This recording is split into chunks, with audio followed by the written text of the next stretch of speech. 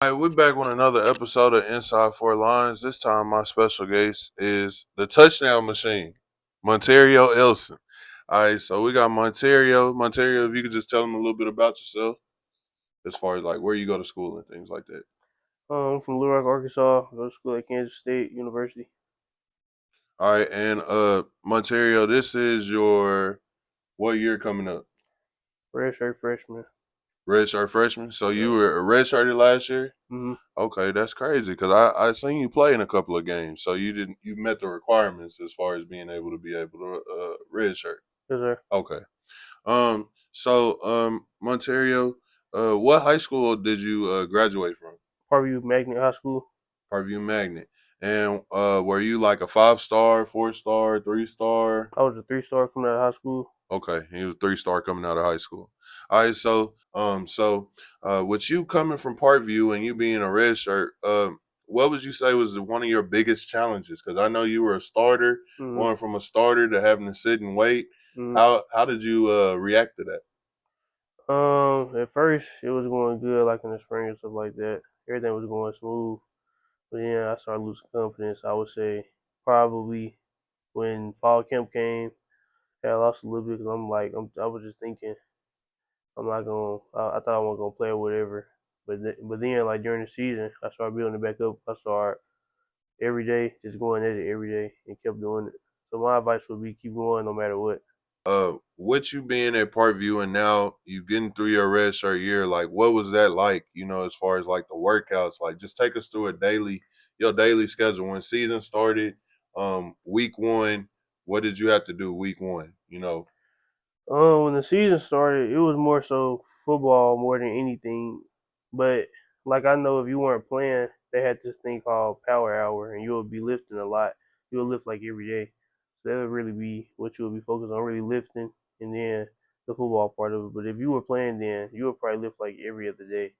And then yeah, you would just be really focused on meetings, getting with your coach throughout the day, and then football wise, just get extra work after practice, and then recovering. You coming up with this new season. Uh, Um, is there anything that your fans, people that's been watching you, should expect from you coming up this next season? yeah, get way more touches and get in the game a lot more. Okay. But no, like big accolades or big dreams or aspirations as far as collegiate accolades or anything like that. You ain't got nothing like that. I know I for sure want to be Big 12. I forgot what it's called. I just know you can get under for Big 12 something. Offensive Player of the Year. Yeah, I want to get that. Of course, everybody want to get Heisman. I want to win a Natty, win Big 12 championship. Okay. So let's take us back just to Parkview. All right. Mm, So at Parkview, how many rings did you end up getting? I got three. You got 3. So did you play freshman through senior year? Uh huh. You did. You were a starter freshman through senior year. My freshman year, I didn't start until probably like the middle of the season. Yeah, I ain't start until like the middle of the season. That's when they started playing me a lot. Well, I was in rotation, I would say rotation. So I know, just talking to your dad, you always been the touchdown machine. You always been the person that's gonna put points on the board. Mm-hmm. Was there ever a time where you, besides college, been more talent in the backfield, type deal where your touches were a little bit more slim or things of that nature? Mm-hmm. What would you say for a kid like that? A kid that has a talent, but now he's splitting touches with somebody else or things like that. How do they stay focused and continue on the path that you're on? I mean, you gotta take advantage of it. Like anytime you get the ball, because at Parkview, I got the ball, but I ain't really get it a lot. Like I took advantage of the times that I did get the ball. And probably like if I got the ball 5 times that game, I'll probably score 2 or 3 times out of them touches that I got. So I would most definitely say take advantage of the times you get the ball and go 100% when you get it. What would you say is the biggest thing that you learned from all your years of playing football now that you are playing collegiate? I would say stay committed. If you don't stay committed, then everything just gonna go down the drain. Cause you didn't. You. I mean, I've been playing football since I was 6 years old. So from there on out, I just feel like I was having fun with it when I was younger, but then as I got older, like when I got to middle school, that's when I started taking football real serious. So if you stay committed and you don't let nothing get in your way, then you'll be straight. So, what was your grades like? I mean, you were a 3-star that committed to Kansas State, bro. That's pretty big. Mm-hmm. Most 3-stars that I know of, they don't get big D1 offers. So, 3-star committed to Kansas State. How was your grades? Like, what did you do in order to catch their eye? Things like that. My grades at first when I first got in high school, they were average. I had like C's, B's, and a couple A's. But then like as my 11th grade year came and 12th grade year, that's when I started bringing my grades. I had way better grades, I would say. Okay. So, what would you say is the thing that caught Kansas State off? Or and Kansas State wasn't even your only offer. I mean, Mhm. Arkansas State, you had a couple of offers. So, what do you say is what caught their eye as a 3-star prospect? Most 3-stars do not go D1, bro. Yeah. I mean, I would say me being able to do everything. I was playing receiver, I was playing running back, kickoff return, running around the whole field, able to play running back and get between tackles and stuff like that. I was able to do everything, so I really feel like that's why. Okay.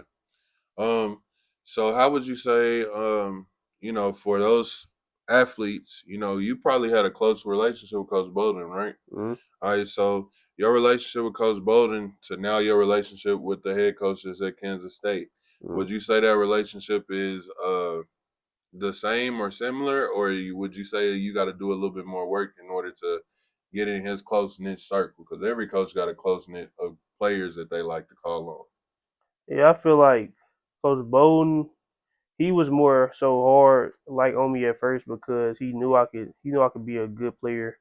So like right when I got there, he was on me every day, pushing me to be the best that I could be, and he was already like he was instantly on me. So I feel like a coach, they'll be on you if they know that you can be something. If you ain't gonna be nothing, then they most likely 9 times out of 10 not gonna say nothing. So if they not saying nothing to you, that means you need to fix something that you doing, or you got to get with the program.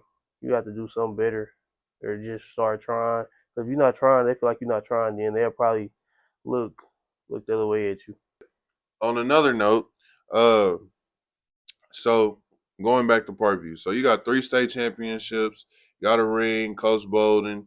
All right, so what was that like? Building a dynasty. It was real big because Parkview ain't won the state championship in forever. So yeah, it felt real good. But before, like, well, my ninth grade year when we didn't win, I feel like we were supposed to win, but we just ain't make it. We had the talent, we had the coaches and stuff like that, but we just ain't make it. But the next 3 years that we did win, it felt real big because it's like they ain't never did this before. This a three-peat, and they never been done before at Parkview. So would you say y'all just had like, well, all the people from Parkview, like y'all was all homeboys and y'all just went to the same school, or this was something that y'all got to Parkview and then all of a sudden y'all became close and then went like that. So which one? I feel like it was a little bit of both because I ain't know some of them folks that was up there at first. But most of everybody that was good, I feel like I knew most of them. But yeah, we had to.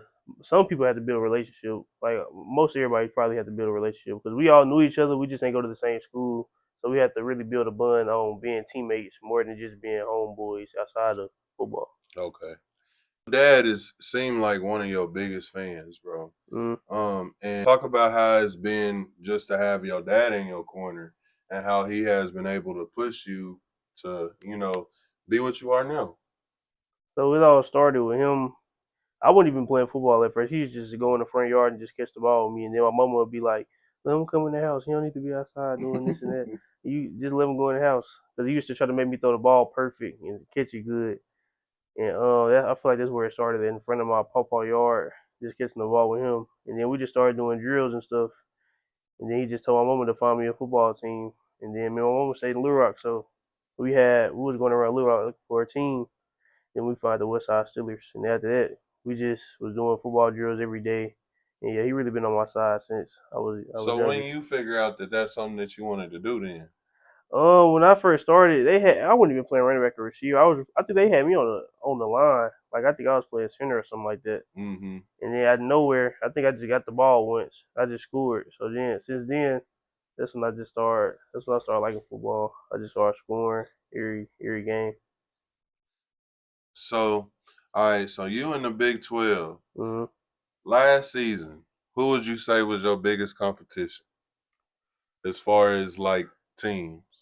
Ooh, when we played Utah, Utah. yeah. Okay, what made them y'all biggest competition? I feel like that game. our offense, we was clicking like that whole game. We was clicking that whole game, but like throughout the season though, it'll probably be off and on with the offense and defense. And I feel like that was just one of the off and on games that we had. But yeah, that game they kept scoring, we just kept scoring. So it was just we was just tit for tat. All right. So, all right, as a running back, when you behind that backfield, what is those the first 2 seconds before the ball feel like? When I got my first carry, you talking about at Kansas State or you just No, talking I'm about in just talking general? about Oh, period. in general. Oh, in general, I'll be ready when I get the ball. But like, what do you be thinking about?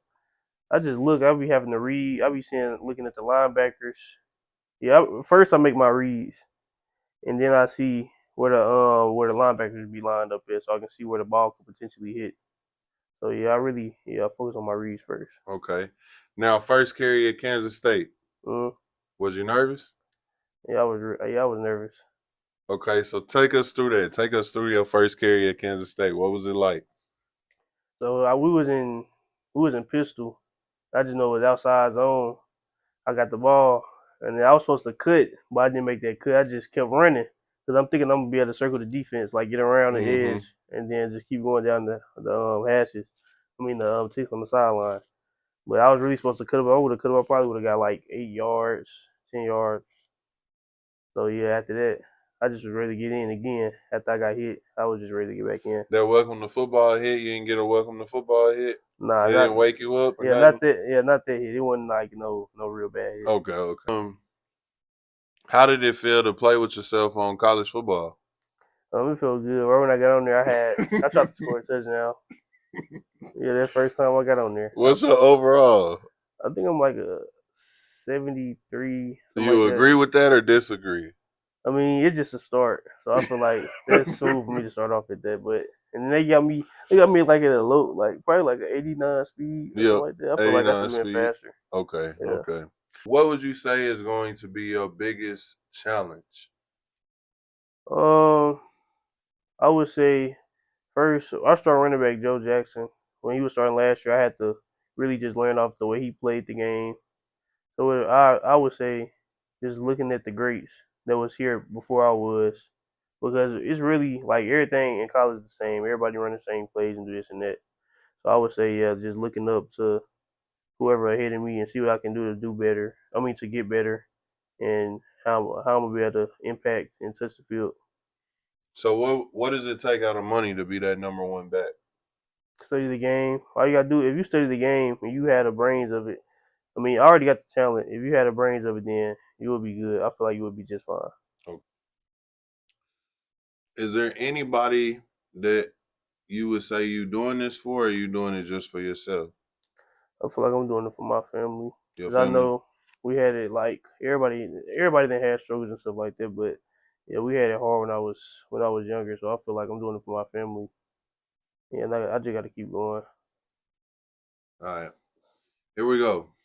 We're gonna end the podcast with this. All Mm-hmm. right, y'all give us 5 things as far as the beginning from when you started playing till now, as far as like what you found out and what you got better at. 5 different things or learned from different coaches.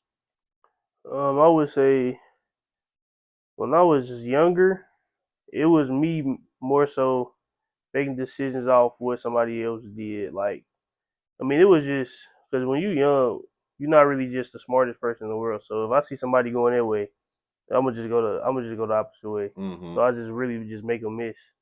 And I feel like that's how I looked at the game at first, growing up.